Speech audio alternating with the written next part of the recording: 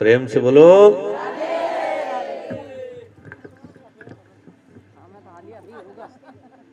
तो ये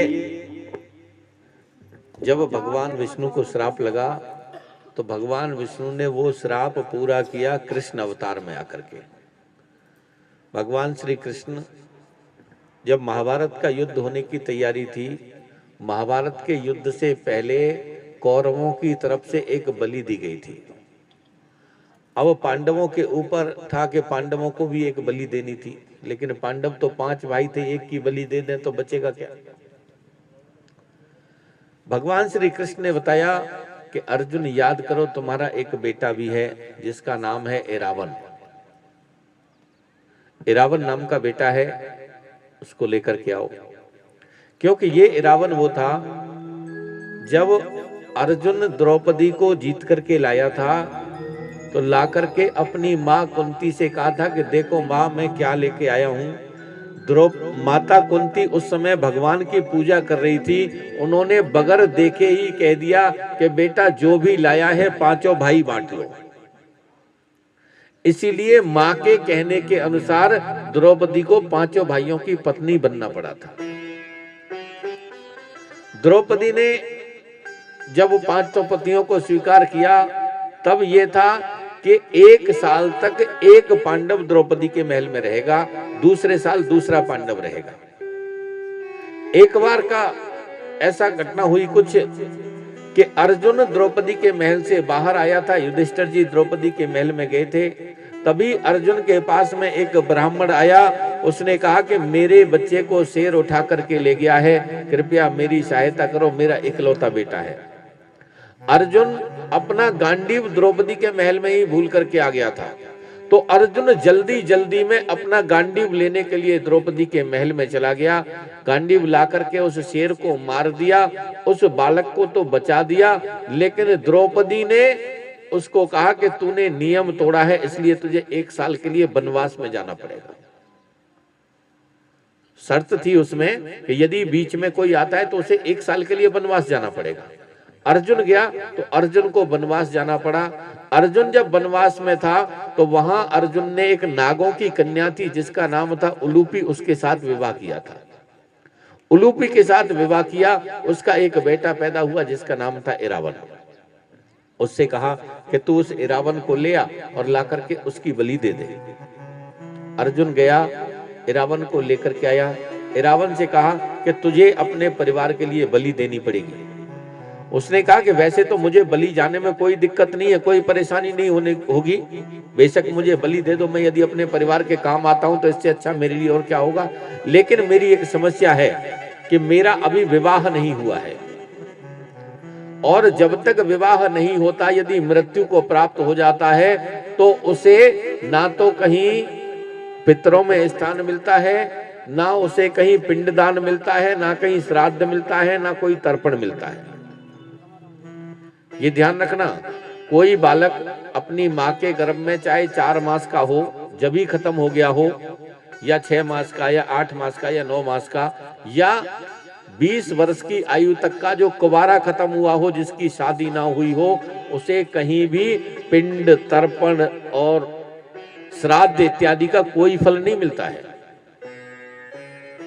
और वो जो होते हैं वो उस जिस योनि में जाते हैं वही हमें जीवन में सबसे ज्यादा दुख देते हैं। जो हमारे घर में जो पितृ दोष का लक्षण होता है, ये सबसे ज्यादा उन्हीं के द्वारा किया हुआ होता है। हमारे जो माता पिता हैं, जो पूरी उम्र पूरी करके गए हैं अपनी, वो हमें कभी जीवन में कोई दुख नहीं देते। वो दुख देते हैं लेकिन थोड़ा सा। वो दुख कब देते हैं कि जब श्राद्ध का समय हो और यहाँ बैठी हुई उनकी संतान उनको भोग ना लगाए, तो वहां पर जो और उनके साथी होते हैं वो उनको प्रताड़ित करते हैं। वो उनको वहां पर कहते हैं कि देख तेरी संतान ऐसी है कि उसने तेरे लिए जल भी नहीं दिया, और देख मेरे बेटों ने क्या किया है।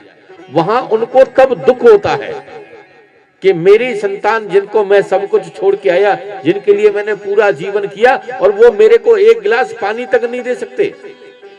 तब वो कोई ना कोई आपको कष्ट दे करके, कोई ना कोई बीमारी दे के, कोई ना कोई शारीरिक परेशानी या कोई हानि दे करके अपना एहसास कराते हैं, वो आवाज कराते हैं कि तू हमें याद कर, हमारे लिए दे।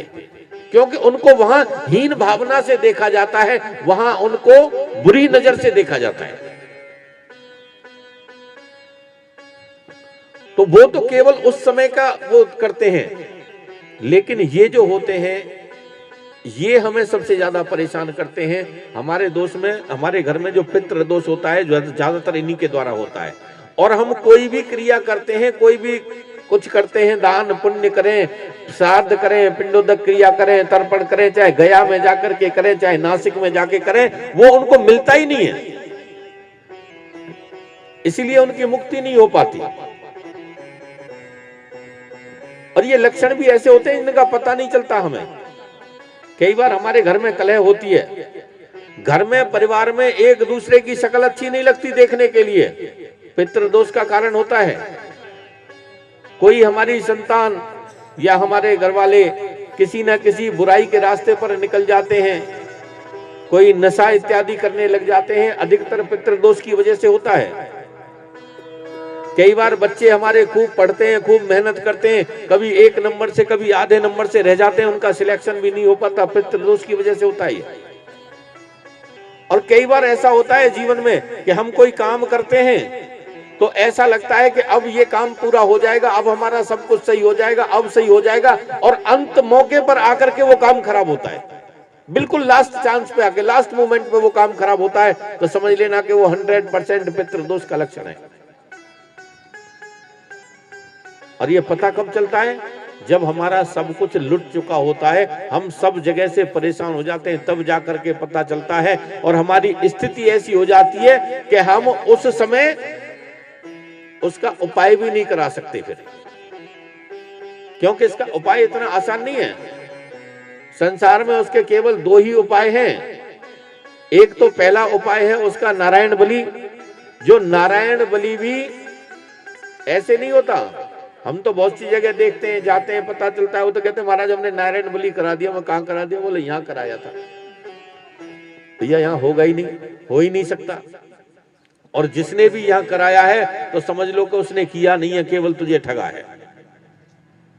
क्योंकि नारायण बलि का सबसे पहला नियम है कि वो किसी ना किसी बहती हुई नदी के किनारे होता है, और बहती हुई नदी भी वो जो साल भर पानी से बहती रहती है उसके किनारे होता है, और वहां भी 3 दिन रहना पड़ता है, और पूरे परिवार के जितने भी छोटे से लेके बड़े तक सदस्य होते हैं वो वहां मौजूद रहते हैं, तब जाकर के होता है वो।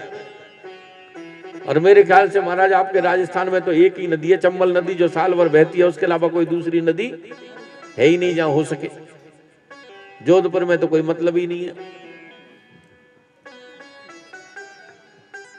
अब कोई आपसे कहे कि चलो जी वो तालाब के किनारे कर दें, वो भी जले, तो वो नहीं होता। जो शास्त्र में लिखा हुआ है वो क्रिया उसकी है तो वो है। और दूसरा उपाय है उसका श्रीमद् भागवत। केवल भागवत से उनका उद्धार होता है, भागवत उनको सुनाई जाती है। भागवत में भी ये मैं आपको बता दूं, क्षमा चाहता हूं, कि ये जो भागवत चलती है, यहां से प्रवचन चलते हैं, ये वो नहीं है। वो जो पितरों के लिए खास होती है, वो तो उसमें जो ब्राह्मण होता है उसको वो जो भागवत के 18,000 श्लोक हैं वो उन परिवार वालों को सुनाने होते हैं, वो उनको सुनाते हैं। उनके घर में बैठ करके रोजाना हवन पूजन होता है, उसका रोजाना नियम से क्रम से काम चलता है, और वो पाठ होता है घर में बैठ करके पूरे 18,000 श्लोकों का, तब उनकी मुक्ति होती है। कई बार ऐसा होता है कि वो घर में नहीं करा पाते, तो हमारी जहां कथा होती है हम वहां करा देते हैं, लेकिन उसको वो उनको सुनाना जरूरी है।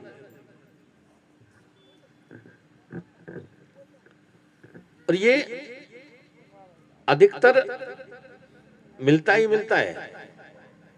कई बार सोचते हैं कि हमने करा दिया था, लेकिन वो होता भी नहीं है पूर्ण, क्योंकि वो विधि विधान से नियम से नहीं होगा तब तक उसका कोई फल नहीं मिलता। और उसका बड़ा नियम होता है, ऐसे नहीं होता वो, उसके लिए मुहूर्त निकालना पड़ता है। मुहूर्त भी ऐसे होता है जैसे विवाह शादी का मुहूर्त निकाला जाता है, ऐसे उसका मुहूर्त निकाला जाता है भागवत का।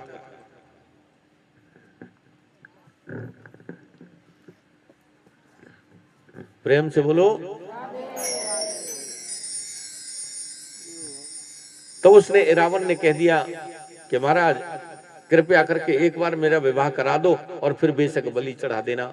अब एक दिन के लिए विवाह कौन करे? जिसको पता हो कि आज इसका विवाह होगा और कल ये बलि पे चढ़ जाएगा, बेटी विधवा हो जाएगी, तो कौन बेटी देगा? कोई नहीं देता। जब उसका किसी ने विवाह नहीं किया तब भगवान श्री कृष्ण को याद आया कि तुझे श्राप लगा हुआ है। तो भगवान श्री कृष्ण ने किन्नर का रूप लिया और किन्नर का रूप लेकर के उस इरावन से विवाह किया। इरावन से विवाह हुआ और दूसरे दिन उस इरावन की बलि दी गई। तब से लेकर के आज भी आप देखते होंगे किन्नर जो होते हैं उनमें से कुछ किन्नर तो ऐसे होते हैं जो पूरा श्रृंगार करके घूमते हैं और कुछ किन्नर ऐसे होते हैं जो श्रृंगार किए बगैर घूमते हैं। तो जिन किन्नरों ने श्रृंगार किया होता है उनका आज भी विवाह होता है इरावन के साथ में, और वो भगवान श्री कृष्ण की पूजा करते हैं। इरावन को घड़े का रूप मान करके उनके साथ में उनका विवाह होता है। वो फेरे लेते हैं तब वो श्रृंगार करते हैं। इस तरह से भगवान श्री कृष्ण ने वो श्राप पूरा किया। फिर ब्रह्मा जी ने अपने दाएं स्वरूप से मनु जी को और बाएं स्वरूप से शत्रुपा जी को पैदा किया। मनु और शत्रुपा को कहा कि अब आप ये सृष्टि आगे बढ़ाओ। मनु और शत्रुपा ने ये सृष्टि आगे बढ़ाई है। मनु और शत्रुपा की 5 संतान हुई, जिनमें उनके 2 बेटे हुए, प्रियव्रत और उत्तानपाद। 3 बेटी हुई, देवहूति, आकुति और प्रसूति। इनके यहां से ही मुख्य तरह से वंश का वर्णन चलता है। देवहूति का विवाह कर्दम ऋषि के साथ में हुआ। आकुति का विवाह रुचि प्रजापति के साथ में हुआ, जिसके यहाँ पर यज्ञ नारायण भगवान पैदा हुए। और प्रसूति का विवाह दक्ष प्रजापति के साथ में हुआ। दक्ष प्रजापति के घर में ही 60 कन्याएं हुई। मुख्यतः वंश यहीं से इनका ही सबसे ज्यादा चला है। 27 कन्याओं का विवाह दक्ष प्रजापति ने चंद्रमा के साथ में किया। 13 कन्याओं का विवाह धर्म के साथ में किया। 2 कन्याओं का विवाह पितरों के साथ में किया। 2 कन्याओं का विवाह यज्ञ भगवान के साथ में किया। और सबसे छोटी बेटी जिनका नाम था प्रसूति, प्रसूति का विवाह बाबा भोलेनाथ के साथ में किया। प्रसूति की जो बेटी थी सती, सती का विवाह बाबा भोलेनाथ के साथ में हुआ। यहाँ से ये जो सृष्टि क्रम की जो कथा है, वंश वर्णन की कथा, ये आपको अब आगे सुनाई जाएगी। तो आज कितने बजे तक कथा करनी है? क्योंकि मैया तो कुछ जाने लगी उठ उठ के, महाराज कहीं हम अकेले न रह जाएं, डर लगता है।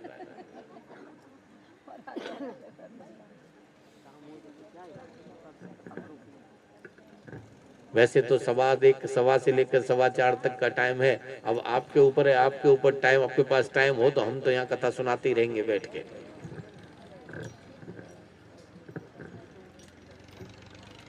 प्रेम से बोलो। इसका मतलब आपस में सब खुसर पुसर कर रहे हैं कि महाराज बंद कर दे तो ही अच्छा है। अब तो घर जाए दूध लेके आना है।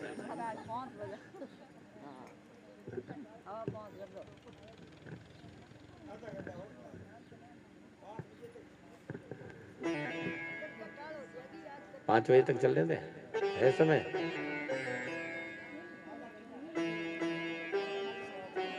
नहीं, हमारे तो कोई फर्क नहीं पड़ता। हम तो देखो कथा करने के लिए आए हैं इतनी दूर से।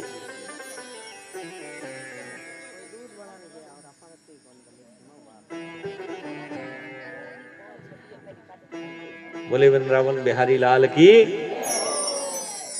प्रेम से बोलो।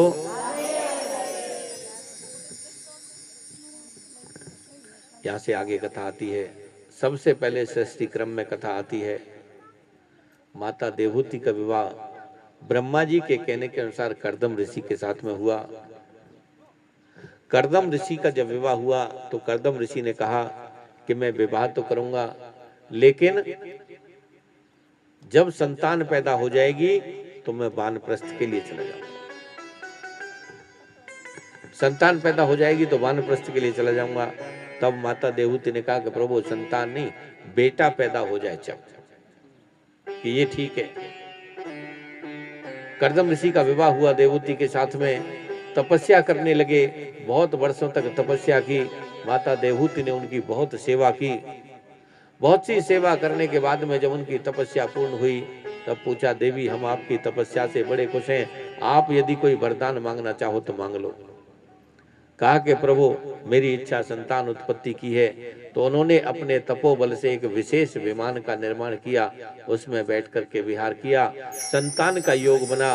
तो उनके यहाँ पर सबसे पहले संतान के रूप में एक बेटी का जन्म हुआ। दूसरी बार योग बना, दूसरी बेटी का जन्म हुआ। तीसरी बार योग बना तो कर्दम ऋषि तो अपना कमंडल लेके तैयार बैठे थे। बोला जैसे ही बेटा होगा चला जाऊंगा, लेकिन तीसरी बार भी बेटी का ही जन्म हुआ। अब ये तो जब की बात है महाराज, आज की बात होती तो मैया लेके अस्पताल में पहुंच जाती कि डॉक्टर साहब देखना, जरा चेक करना बेटा है कि बेटी है? कितनी भी रोक लगा रखी है सरकार ने, पर फिर भी नहीं मानते। चाहे 100 रुपए की जगह 10,000 खर्च करने पड़े, पर पता चलना चाहिए। करते हैं ऐसा? नहीं करते हैं? को ऐसा नहीं करना चाहिए कभी जीवन में। 3 हत्याएं बहुत बड़ी होती हैं, ब्रह्म हत्या, गौ हत्या और कन्या की हत्या। अब ब्रह्म हत्या तो आपको पता होगा कितनी बड़ी हत्या है, गौ हत्या भी बहुत बड़ी हत्या है, लेकिन कन्या की हत्या तो इन सबसे बड़ी है। और वो भी जो कन्या भ्रूण की हत्या करते हैं, जो गर्भ में कन्या की हत्या करते हैं ना महाराज, उस गर्भ में कन्या को तो ऋषि की उपाधि दी गई है शास्त्रों में। ब्राह्मण, संत, महात्मा, मुनि, ध्यानी, योगी, इन सब से ऊपर जो ऋषि की उपाधि होती है ना, ऋषि की हत्या के बराबर पाप लगता है कन्या की हत्या करने का, कन्या भ्रूण की हत्या का। और वो इतना बड़ा पाप है कि उसका जीवन में कोई प्रायश्चित भी नहीं है। प्रायश्चित भी बड़ा मुश्किल होता है। तो कभी जीवन में ऐसा ना तो विचार करें, ना ऐसी किसी को सलाह दें, ना ऐसे किसी का सहयोग करें, और यदि कोई करे तो उसे रोकने का प्रयास करें।